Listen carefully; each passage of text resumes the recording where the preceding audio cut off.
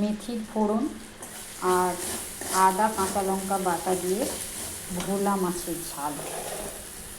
এখানে আমি ভোলা মাছগুলোকে ভালো করে ভেজে রেখেছি, দুটো বড় বড় ভোলা মাছ।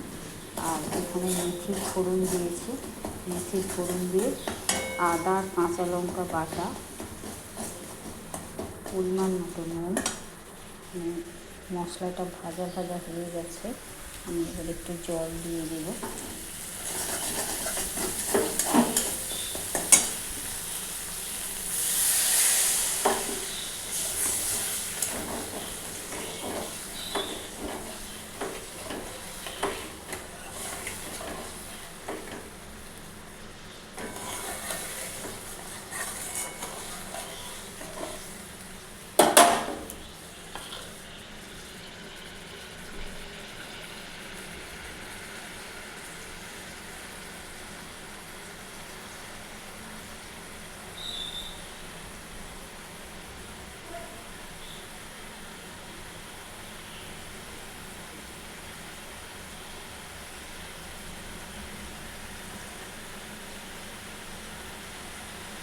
এবার আমি আস্তে করে মাছগুলো ছেড়ে দেবো।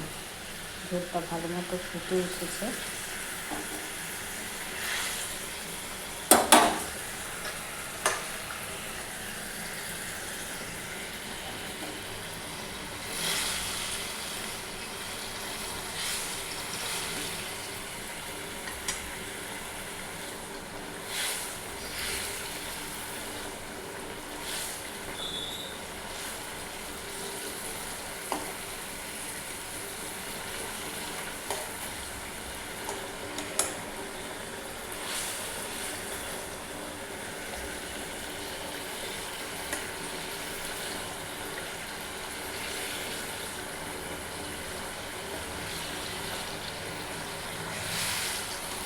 ভোলা মাছের ঝাল হয়ে